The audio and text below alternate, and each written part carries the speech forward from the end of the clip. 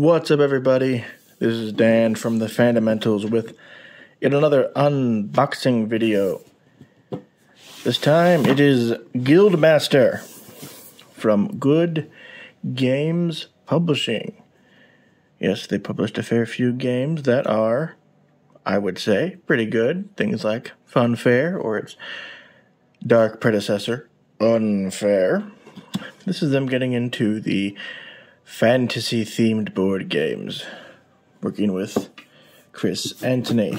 As always, thank you very much to Good Games Publishing and our good friend Brennan Noonan with Quillsilver, and for hooking us up with this copy to check out. So once I get this damn camera figured out, let's dig into it. First off, we have this. It's a big, thick game. Love the look of these people on it. They're very realistic looking faces. I don't know if you can see. They look very much like the sort of traced people faces, kind of cell shaded. Especially these two guys.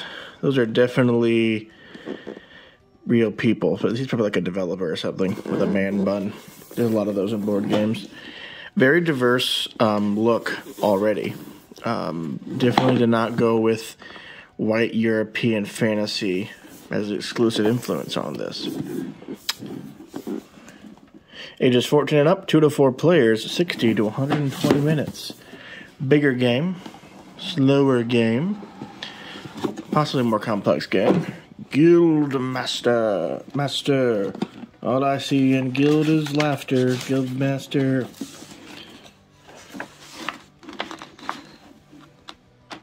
Look at all those people who worked on it. All those people. Design, Chris Anthony. Development, Kim Breebach, Nathan Anthony, and Jamie Lawrence. Art by Andrew Bosley, Alexander Mihaljevic, and Yama Orsi. Graphic design by Joel Finch, Kate Finch, and Ben Nelson. Guild sigil design by Daniel Giannino. And Flavor text. Not flavor text. Flavor text. Damn Brits and other countries. Game overview. As the master of a new adventurers guild, you compete with rival guilds to earn the most fame in a fantasy world of intrigue and rising threats. Over 9 rounds, you secretly and simultaneously order teams of adventurers to complete a limited number of objectives on the main board.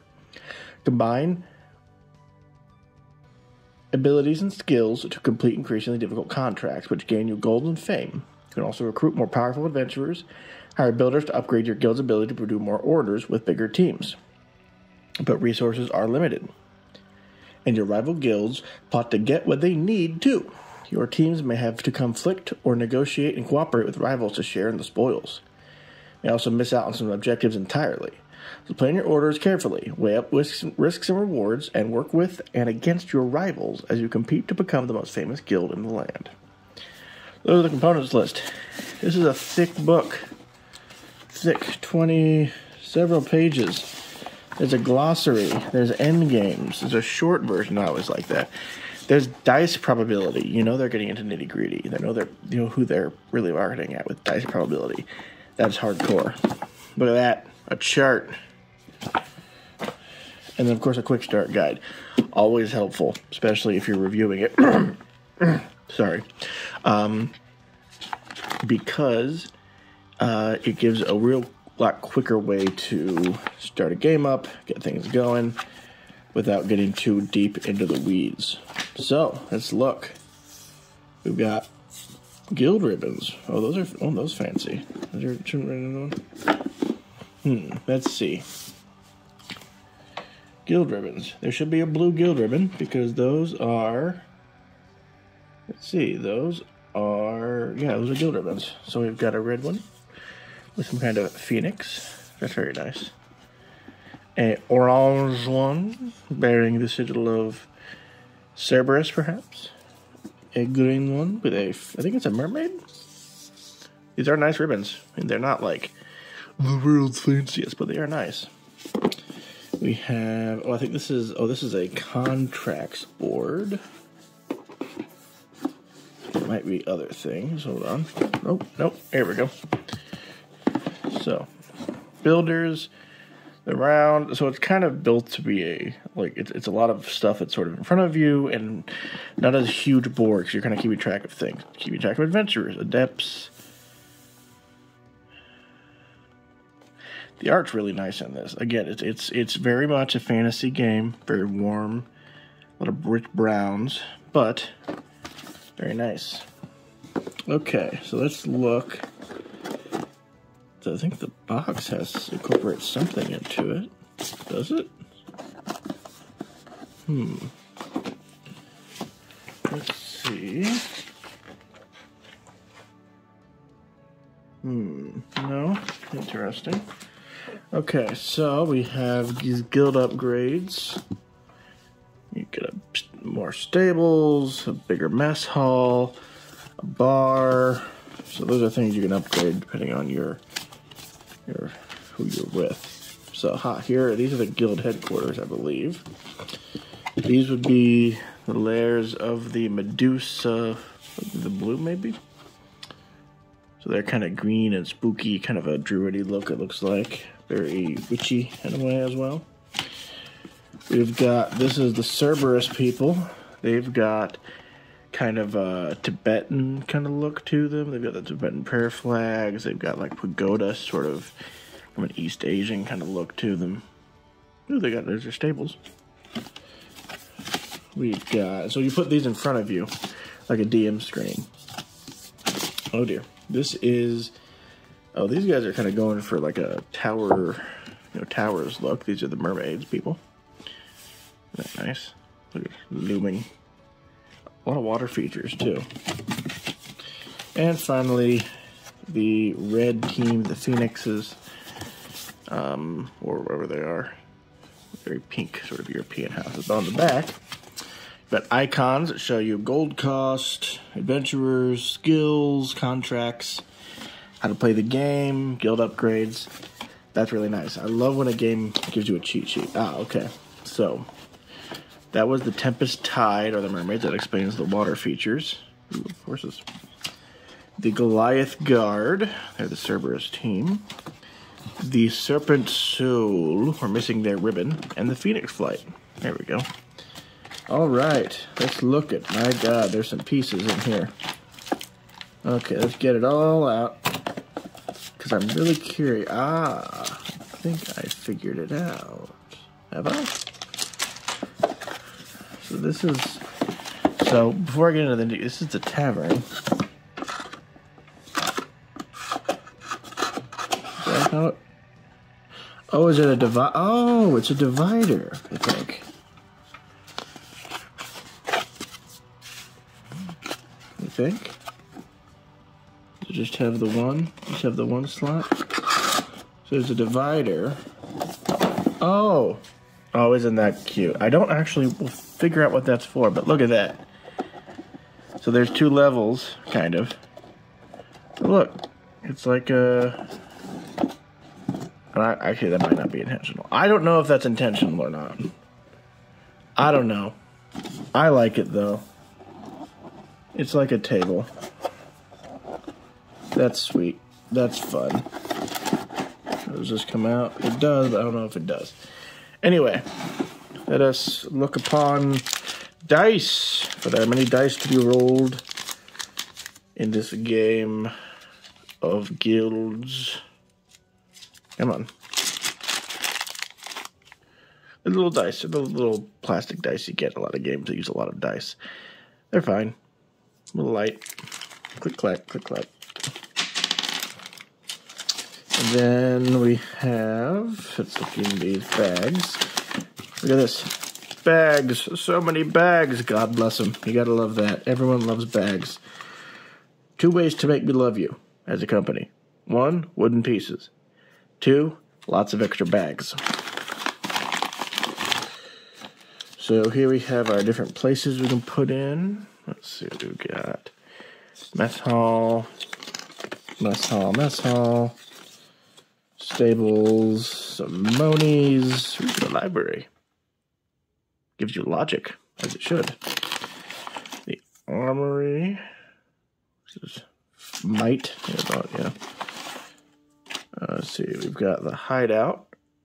Guile. Makes sense. The tower, these are different things you can build. The tower, which is for like wizards and things. The Sanctum. The Sanctum Sanctorum, perhaps, which gives you spirit. Or more of a churchy thing than anything. More money. Big gold bar. Big old gold bar. That's fun. We've got the guild hall. We've got the vault. They all bigger things. The training grounds. Let's see. Library, armory, the theater for charm. We got some spooky hands. That's a fist. That's a hand. And we got markers to delineate the different teams. That's fun. Oh, there's also a day and night marker. I don't know if you can see that. Day and night. Neat. Okay. And this one looks like it has a lot of the similar things. Well, it's exactly the same, but we've got a white rectangle. Okay. The Architect's Lodge for 3 victory points for each level 2 upgrade. Okay. Armory, the tower again, more bar, another hideout. The Sun Temple, praise the sun. Jolly cooperation. And the Moon Temple. You know, we need to moon people, as one does. Bar, we got bars, we got more bars. Bars for days, folks. The theater, the library, the hideout. So yeah, it's a lot of the same stuff. Okay, what's left? Ah, yes. Cards. Let's start with the small ones. So these have... Let's see.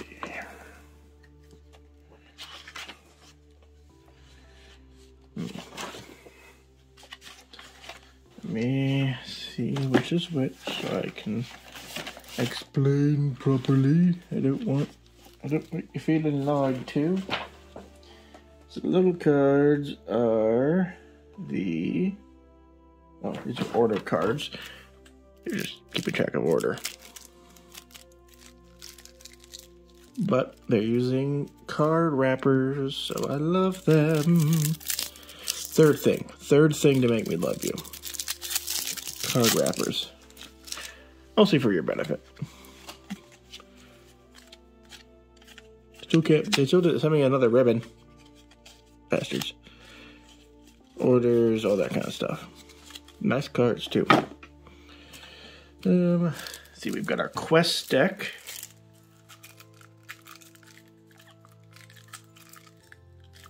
So what sort of magic quests do we have to go on today? Identify rebels, ambush poachers, missing persons. They seem to get more and more difficult. Expose imposter. Or we have rats in the basement. You will need your weapons. Why? You haven't seen the size of these rats. Blighted boar, injured soldier. Pacify angry farmers. Buy chicanery or enchantment, just get them back in the fields. Potions, solve riddle. That's not much of a quest. I mean, I guess maybe in Hobbit terms. And then we get into, those are the common quests, which are basic skill checks. These are heroic, more difficult. Cipher arcane text. If I could read it myself, I wouldn't need you, would I? Script message, damning evidence, pick up bar fight. Settle debate. They brood over questions of reality and illusion, while the cries of the feeble go unheard. Okay. Defeat Hyperion the Immortal. Well, these are also legendary. So that's the legendary ones. Immortal, let us test his claim. Legend of the past, analyze forbidden lore. Steal the Eye of the Serpent, defense. So these are like just standard D&D quests. Assassin Lich Queen, drive out the Djinn. Perform for the King of Glass. Neat. And finally, we have our adventurers we can hire to go do those quests that we just saw. Starting with Gilthor the Ruffian, who is a level 0 novice. Druve the Cursed, oh, he's looking nasty. Odeon the Tracker, Fang, the criminal. Oh, that's just a name. Look for trouble. Gwala, the charlatan. Nice. Salil, the pilgrim. Yeah, these are real people. Ephraim, the apprentice. Embla, the mystic. Near the... That's a child. You can't take a child adventuring. Esh, the thief. Aiko, the beauty. I love the diversity here. This is great. Lynn, the priestess. Khan, the guard. Reuben, the squire. See, again, no children. Kira, the initiate, and also the chick from Solo. Juria, the pervy sage, the student. Pable, the scribe. You've heard of Pablo. This is Pable. Cyrus, the scholar. Uwu, the wildling. Tarni, the pathfinder. More children. Stop taking children on adventures. It's bad luck. Hazen, the illusionist. Kassoon. Yasmin, the acolyte. Well, she's pleasant looking. Raiden, the seer. We're getting into the adepts.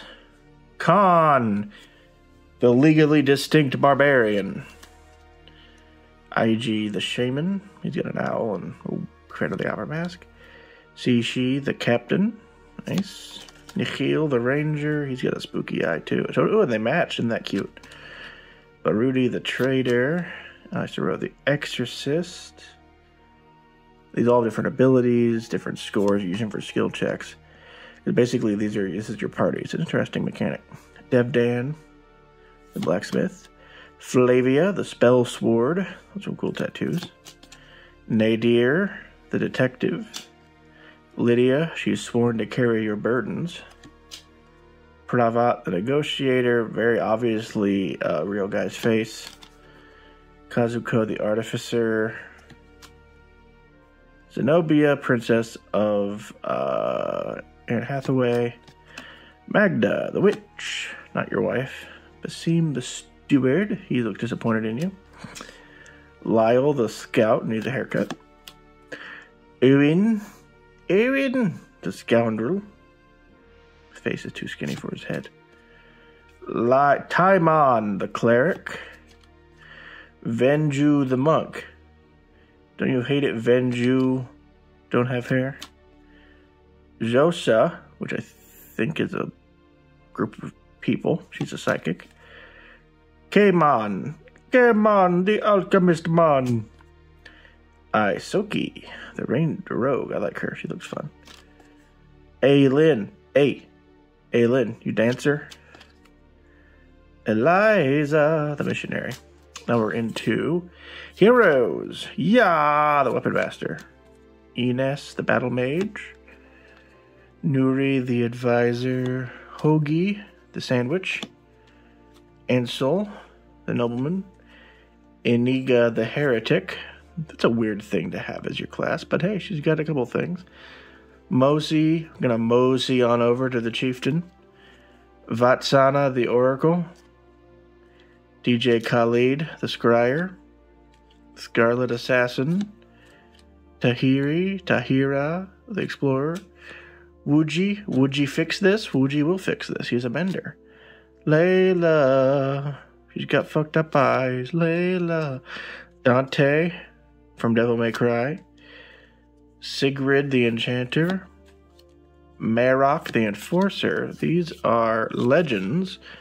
Frederick, the paladin. Bloodwin, the occultist. Whew, these are powerful people. Zula, oh, she's from the cover. I remember her. Izumi, the infiltrator. She's got a sword. Akram, the warlock. Nesrin, the exalted. And Hamza, my favorite kind of pizza. And Gyun, the sage. And then we're back to extra novices. Woo! Okay, brief second. Let's see if I can figure out what the heck the box is for.